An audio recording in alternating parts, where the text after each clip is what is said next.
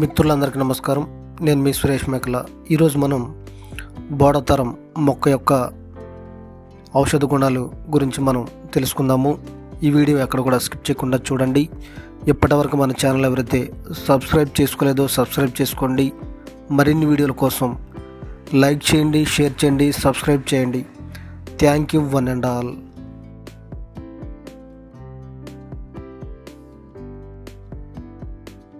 పేరు కృష్ణ, తెలంగాణ నల్గొండ జిల్లా నార్కట్పల్లి.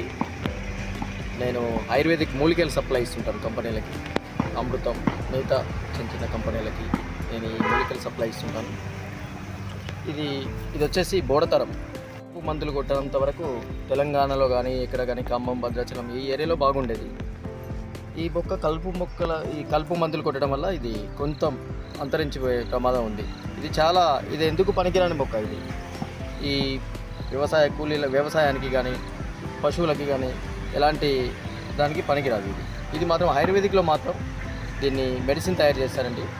ఆయుర్వేదిక్లో అన్నీ చాలా సమస్యలకి, రోగ నిరోధక శక్తి పెంచడానికి, కొన్ని రక్తశుద్ధి కోసం, యవ్వనం కోసం రకరకాలుగా ఉపయోగిస్తారు. దీన్ని మేము శుద్ధి చేసి దీన్ని అలా కట్ చేసిన తర్వాత శుద్ధి చేసి ఎండబెట్టి దీన్ని పౌడర్గా మార్చి కంపెనీలకు సప్లై ఇస్తాం. దీనివల్ల నాకు ఉపాధి, కూలీలకు ఉపాధి, ప్లస్ మాదొక అనాథ ఆశ్రమం ఉంది నార్కట్పల్లిలో, ఆదరణ ఓల్డేజ్ హోమ్ నార్కట్పల్లి. గత 14 సంవత్సరాలుగా ఆశ్రమం నడిపిస్తున్నా. వృద్ధులకు నేను చేసేటువంటి పని కూలీలకు, నిరుద్యోగులకు ఉపాధిగా ఉంది. మీ దగ్గర ఎలా కొంటారు సార్? ఇది కేజీ లెక్క? ఇది కూలీలు పెట్టి సేకరించుకుంటాం సార్. మీరు ఎంత ఇస్తారు కూలీలకి? కూలీలకు రోజు 400 నుంచి 500 కూలీ ఇస్తాం. వాళ్ళకి 500, 600 ఇస్తాం. 400 ఆడవాళ్ళకి ఇస్తాం. 250, 200 నడుస్తుంది. మేము 400 ఇస్తాం. రెగ్యులర్ కూలీలు ఇచ్చి చేయించుకొని ఇది కొనడం వల్ల మాకేంటంటే దీంట్లో క్లీనింగ్, చెత్త చేదారం వస్తుంది. ఇది సేకరించి మా వాళ్ళు కట్ చేస్తారు. ఇది క్లీన్ చేయకుండా వల్ల కల్తీ రావడం వల్ల దీని ఉపయోగం ఇబ్బంది అవుతుంది. దీనివల్ల ఎలాంటి అంటే మధ్యలో కట్ చేస్తారు. దీన్ని ముక్కలుగా కట్ చేసి ఎండబెడతాం. నీడలో 3 days వచ్చిన తర్వాతనే మళ్ళీ ఎండలో ఎండబెట్టి పౌడర్గా మార్చుతాం.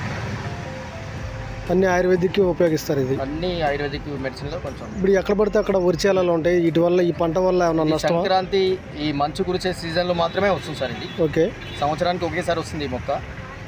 ఇది మిగతా టైంలో దొరకదు. ఇంకొక నెల అయితే ఇది అంతరించిపోతుంది.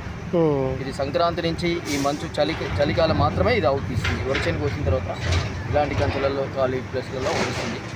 ఇప్పుడు తెలంగాణలో మాత్రమే ఇది చాలా అరుదుగా కనిపిస్తుంది. ఇక్కడ ఈ చింతూరు ఏరియా మాత్రమే ఇది విరివిగా ఉంది. చింతూరు, చట్టి ఈ చుట్టుపక్కల ప్రాంతాల వరకు. ఇప్పుడు ఇది పొలంలో ఉండడం వల్ల ఏమైనా నష్టమా, లాభం అంటారా? ఇది పొలానికి నష్టం సార్. పొలానికి చాలా వరకు ఒక 6 నెలల ఈ భూసారవంతమైన బలంని లాక్కుంటుంది ఈ మొక్క. 6 నెలలు బతికేటువంటి జీవి వేరే మొక్క.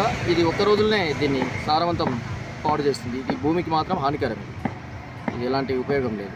ఇది భూమిలో ఉండడం రైతులకు కూడా చాలా నష్టం. ఇది కాకపోతే ఆయుర్వేదిక్లలో దీన్ని కొన్ని మెడిసిన్లలో వాడతారు. అది పూర్తిగా ఆ మెడిసిన్ తయారు చేసే వాళ్ళకు చాలా ఇది మనం ఈ సప్లై వరకే. దీని పేరేం పేరు? బోడతరం అంటారు సార్. ఇది గోరఖ్మండి అంటారు. లేదు సార్, ఇది ఉత్తరేణి అనేది వేరేగా ఉంటుంది. మన బియ్యపు గింజల్లాగా పాయింట్కి తట్టుతుంది. అది ఉత్తరేణి, అది వేరు. ఇది చాలా రకాలుగా పిలుస్తారు. పేడతట్టాకని, బోడసరం అని, ఇది కోడి పేను చెట్టు అని, ఈ రకరకాలుగా కోడి పేను చెట్టు, ఇవన్నీ రకాలుగా దీనికి 12 రకాలుగా పేర్లు పిలుస్తారండి. ప్రాంతాల వారీగా సంస్కృత నామం, ఇంగ్లీష్, హిందీ ఇలాంటి వారికి